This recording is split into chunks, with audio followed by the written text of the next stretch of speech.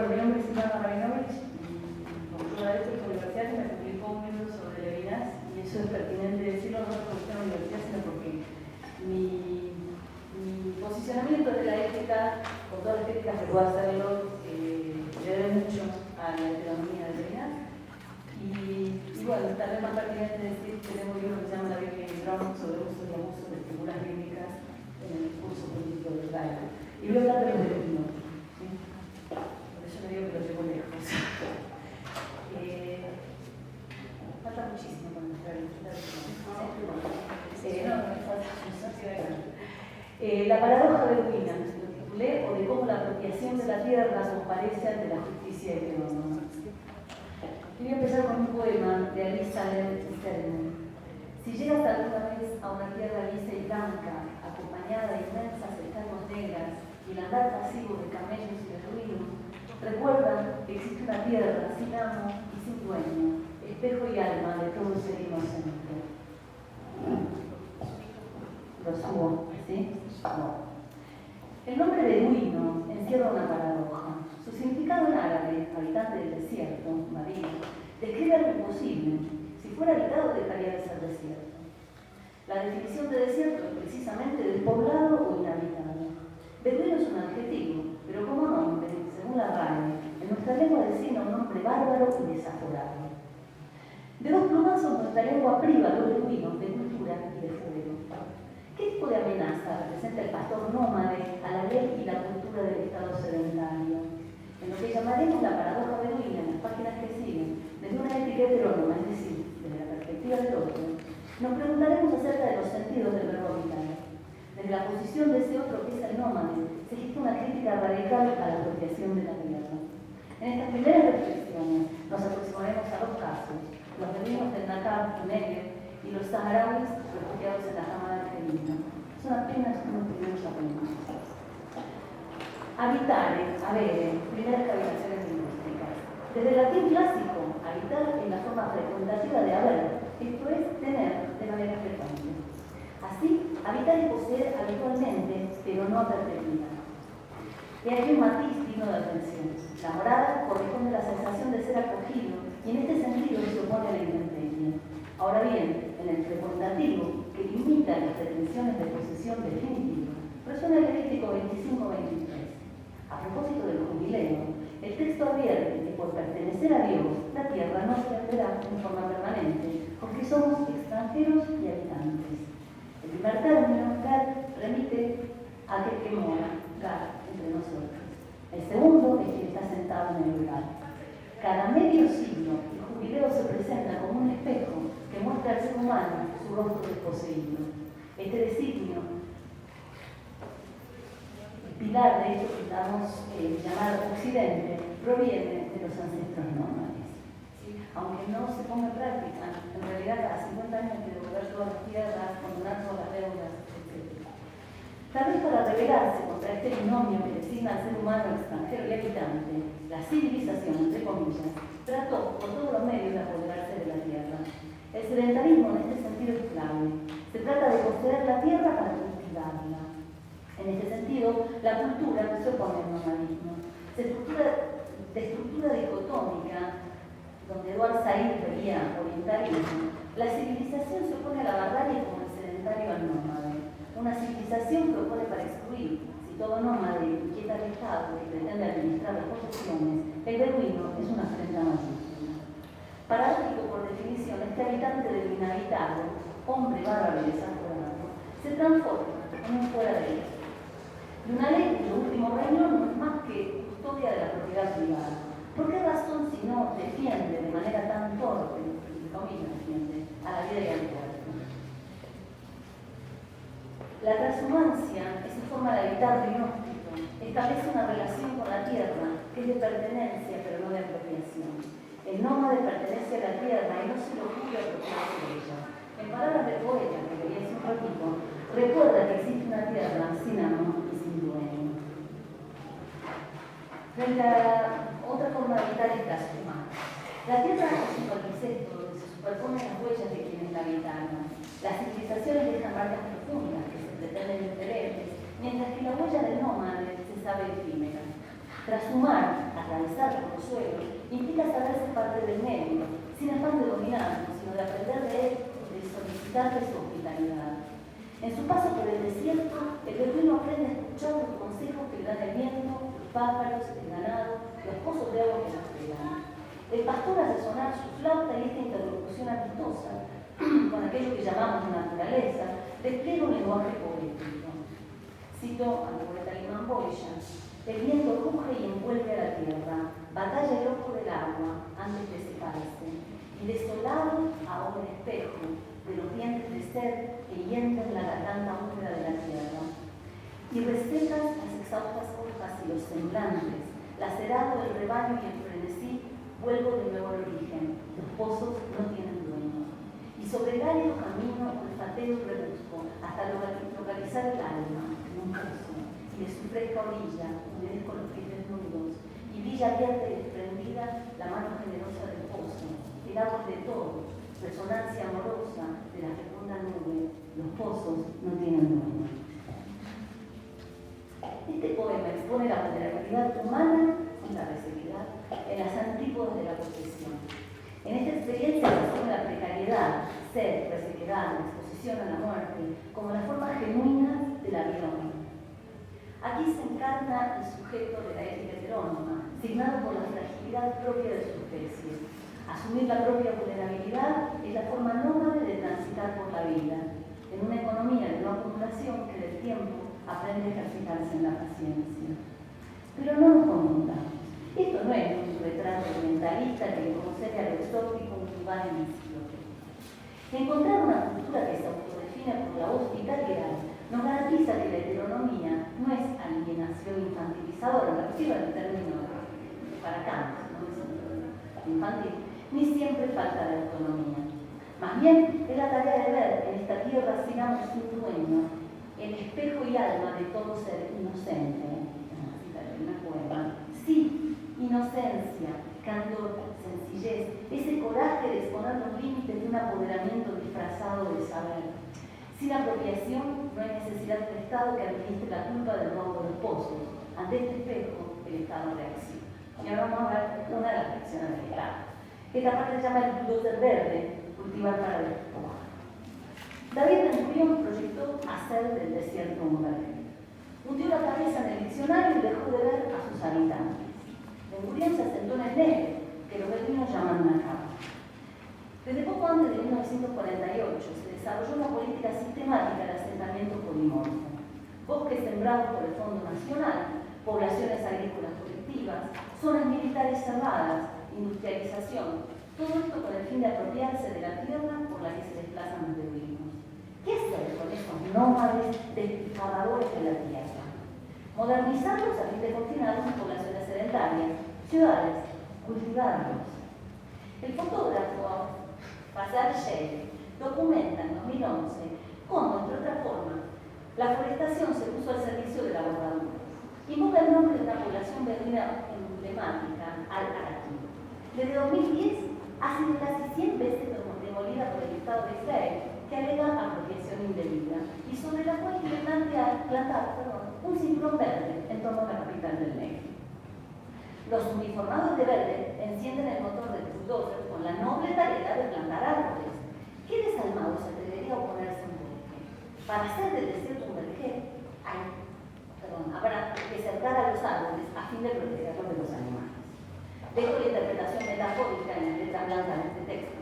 Dice el fotógrafo que su trabajo es una elegía para algo que se está transformando. Ahí tenemos la primera foto aérea del Negev, ¿sí?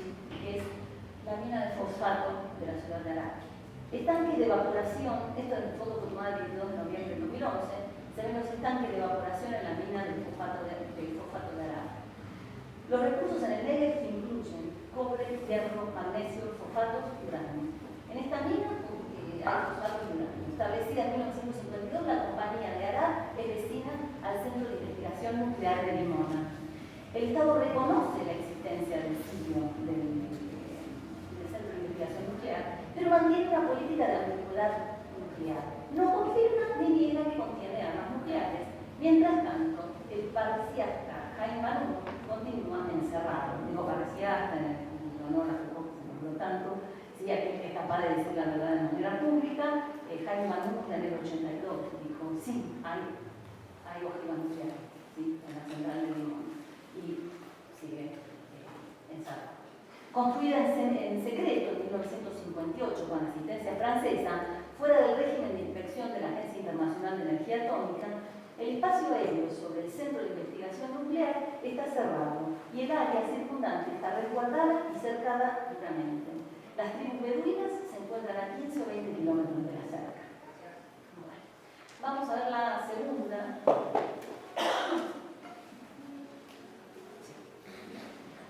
La segunda fue tomada en octubre del 2011, es la finca de la familia Abu Hassan, vecina en la ciudad de Beduina reconocida como Bir Hadaj de la tribu Al-Asli. Las manchas negras circulares en el centro de la imagen indican la presencia previa del señor de la tribu, rediles de ganado de camellos, cabras y ovejas. Las manchas fueron producidas por los fluidos corporales de los rebaños que se guardaban allí. Cada año los corrales eran desplazados y el espacio anterior era desinfectado con fuego. Las manchas quedan en el terreno por varios años y en ellas se puede ver cuántas estaciones lluviosas pasaron. Semejantes huellas ayudan a estimar la duración de su presencia en años. En 1978, Bir Hadaj fue declarada área militar cerrada, forzando a sus habitantes a volver a ubicarse en Wadi al-Naim, cerca de Beersheba. Beersheba es la capital de la zona. Cuando en 1994 se enteraron de que aquellas tierras que solían habitar ya no se usaban con fines militares, pero que se habían convertido en comunidades judías agrícolas, regresaron y se asentaron cerca del Moshar. Moshar se llama la comunidad. Para el grupo del embajador organizado por el Fondo Nacional Judío, utilizando el método de sabanización, mezcla de acacias por eucaliptos dispersos en arbustos y césped del medio, tal como se encuentra en la región de la sabana, que es una transición entre selva y semidesierto. La irrigación proviene de grandes terrazas que recolectan agua de lluvia, optimizando la retención del agua. Los campos alrededor del área plantadas son cultivados por beduinos y se distinguen por el arado poco profundo. Las pequeñas manchas en el campo muestran a dónde se cosechaba el trigo en los años anteriores. El bosque fue plantado en sí de la aldea rural de Abu Abdul, de la tribu Yaha, evacuada y destruida en el invierno de 1948. El camino, acompañado por un par de cercos superficiales que corren en diagonal de abajo a la izquierda hacia arriba a la derecha a través del centro de la imagen, coincide con la ruta planeada para una vía de tren, construcción iniciada en 2012. Poco se tomó en cuenta para esto el área afectada. Bueno, arranquemos. Estas fotos dan testimonio de una sedentarización forzada que castiga a los beduinos que se resisten a ella. Condenados al exilio domiciliario, se ven obligados a habitar aldeas no reconocidas, carentes de todos los servicios, a los que accedieron a salir del sedentarismo fueron aldeas reconocidas, pero los que se resisten entonces viven en aldeas no reconocidas, y así se llaman en hebreo. Carentes de todos los servicios, estos lugares concentran a los beduinos palestinos en un estado de indefensión ante los ataques que vengan dirigidos a la población israelí en el momento de enfrentamiento. Lo último fue en el 2014, que se decía que el domo de acero que iba a defenderlos de los ataques que provenían de Gaza a la población israelí, a los beduinos no les alcanzaba. Y entonces les recomendaban, en caso de ataque, hacer cuerpo a tierra. Llamado comparecer ante la justicia heterónoma. El trabajo del fotógrafo Hassan Sheikh hace manifiesta la vitalidad de la huella en la tierra. A través de la foto, la transhumancia muestra una relación de respeto hacia la tierra que alimenta a los nómades y a su ganado. Por esta razón, no se atrevían a mostrarla para su explotación. Transhumar es caminar acariciando la tierra, agradeciendo de ser el sostén. Dice el fotógrafo, de hecho, para las comunidades beduinas, históricamente los grupos más fuertes, opuestos a los que se asentaban, eran los que se iban y regresaban a la tierra a lo largo del año. Entonces, ¿cuáles son las huellas que perduran? ¿Dónde están las pruebas que buscamos para acreditar los derechos de los beduinos a la tierra? Todo depende de quién pregunta. En una instalación más detallada, lo que usted ve, se fotografa, son cementerios. A veces son antiguas ruinas de alguna casa construida en piedra, cosa poco frecuente. Entonces hay cisternas a uso, pero no mucho más que eso. Realmente su falta de existencia en dominar la tierra es otra dimensión. solamente dos ejemplos, así, anotaciones muy pequeñas. Una se llama persistir o resistir al bulldozer. El bulldozer tiene por función arrasar. El Estado lo ostenta como la mayor amenaza. Sin poner en duda la violencia y la crueldad de su ejecución, el beduino tal vez lo experimente como una forma torpe de evitar el poder de la naturaleza. Los beduinos enfrentan muchas veces los estragos de las inundaciones y, a diferencia de nosotros los sedentarios, para quienes el mundo se termina cuando la casa se destruye, salen a su encuentro con el dicho: lo que la lluvia estorpea, la lluvia repara. Destruye casas, es verdad, a la vez que refresca la pastura para el ganado y alimenta el reposo, finalmente la comida. Tal vez por eso los pobladores de Al-Araquí llevan reconstruida su aldea más de 100 veces en apenas 6 años. Resistencias solidarias hay israelíes en esta región que son capaces de pensar a los beduinos no como caricaturas anacrónicas contemporáneas de los patriarcas, sino como testimonio trashumante de la misma Nakba palestina.